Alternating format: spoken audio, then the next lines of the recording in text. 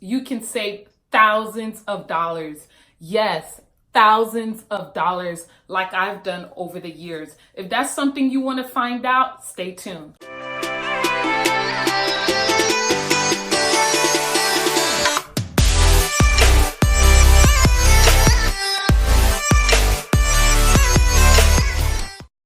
You can be someone who's working on minimum wage that can still apply some of these tips to your own life and your own finances, so that way you can start seeing savings as well and be able to get the things that you want to get in the future, like buying a house, buying a car, or just simply saving up for an emergency like I've done.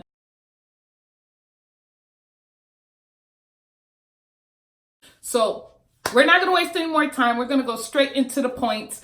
The 11th way I would definitely say has saved us hundreds and thousands of dollars every single year has been going from renting to owning. Personally, for us, we knew that renting was not an option anymore after 1 year of being married, because the cost of rent was getting higher and higher.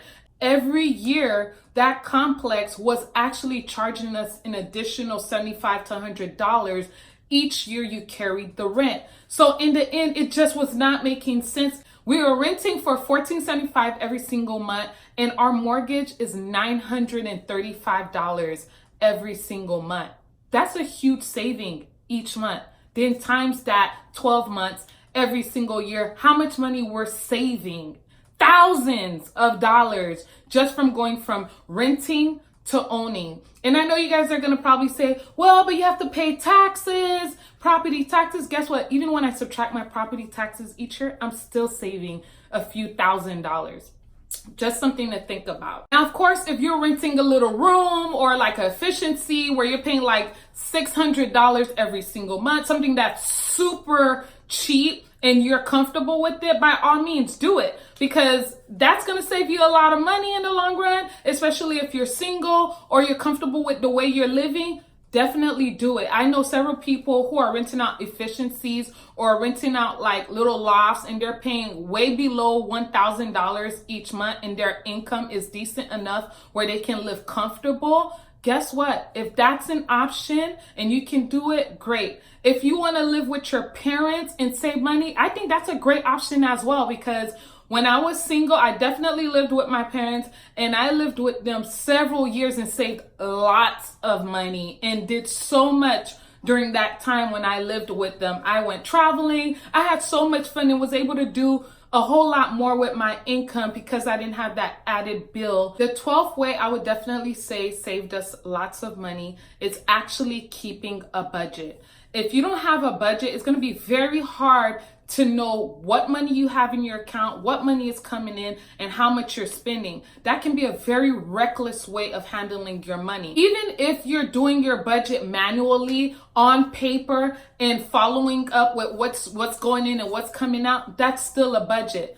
It's better than nothing. The 13th way I would also say that I save lots of money is not buying on impulse. Just because you have the money doesn't mean that you should be purchasing it. Give yourself time to actually absorb the fact that you're going to be spending money out of your pocket. Is it worth spending that money? And is it something you really need? A lot of times I'll probably sleep it off and kind of give myself time to think about it before I make the decision, and realizing later that, you know what, you don't really need it, or it just sits there and never get used. That's a big waste of money. So definitely no impulse buys, because a lot of the times I'll tell you that I've slept on thinking about getting something and I usually don't end up buying it. The 14th way I will definitely say has saved me lots of money, aside from not making any impulse purchases, I will definitely say looking around for the best prices. Before you make a purchase, make sure that that's not the only vendor that's selling that item and that they're selling it higher than what all the other vendors are selling it for, and make sure you're getting the best deal. Speaking of that, actually last year, or close to last year, earlier this year, I had a purchase that I made for furniture at IKEA where I actually saved $900. $900. I actually already have a story about how I got that couch for $100, But if you want to see it, you're just going to have to go to the videos. I'll have it down in the description area where you can see the whole story about how I got that couch for $100, and it saved me several $100s. I was so happy about that. Now, the 15th way I will say that you save money, I haven't done per se myself, but I am definitely in the process of working on getting this done so that I can also save money and also get rid of some of the things I have. And that's decluttering your home and decluttering your closet and selling those items. Now, there's this website called Poshmark that where you can pick out anything out of your closet that is fairly or lightly used, if not used at all. And you can go on the website, post the item, and you can sell those clothing pieces. So not only are you decluttering your home and freeing up space for you to be able to roam around and put things you really love in your closet, but you're also making a little extra money that you can use towards saving in your savings account. So definitely look into it. The 16th way I can say I've saved lots of money, but I struggle with every single week would definitely be not shopping when you're hungry.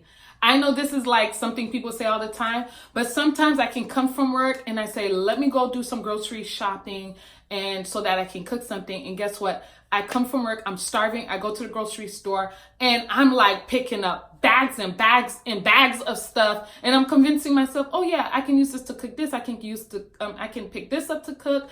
And oh, you know what? Let me grab a cookie right here. Let me just, and next thing you know, I'm spending like $50, $60 on groceries, and then I get home and I'm like, what did I buy? Nothing here is something that I can actually eat as a meal. They're just a bunch of snackies, and next thing you know, you're regretting your purchases and you're eating a lot of junk that you shouldn't be eating anyways. So definitely do not buy or shop when you're hungry, because if you're shopping when you're hungry, if you're grocery shopping when you're hungry, what's going to happen is that you're going to make a lot of extra purchases that you didn't necessarily need at the moment. So already know what you're going in to go buy at the grocery store, and make sure you're not starving when you are actually going shopping so you don't end up making reckless purchases. The 17th way I would definitely say I've saved hundreds of dollars over the years is definitely not carrying cash or barely carrying cash with you. I know some people are going to disagree with me, and I know some people say, oh, it's better to carry cash than card, but I'm sorry. I feel like the more cash you carry, the more you spend.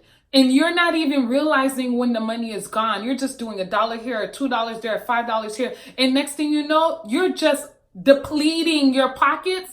And when you really need it and you're looking in your wallet and you're like, dang, I had $200 already, spent it already, and we're only at the end of the week. That's scary. Me personally, I don't carry more than $20 on me, if that, you know what I mean? In case of an emergency. But it's up to you. But this is just my opinion. I prefer not to carry cash with me or very little cash with me because it avoids me from spending on things I don't really need, especially food. I can find myself snacking a lot and not realizing that my money is all gone because I've been using my cash to snack here and snack there, especially when I'm at work. So definitely something to consider. Number 18 is definitely a huge tip when it comes to saving money, and that's having an emergency fund.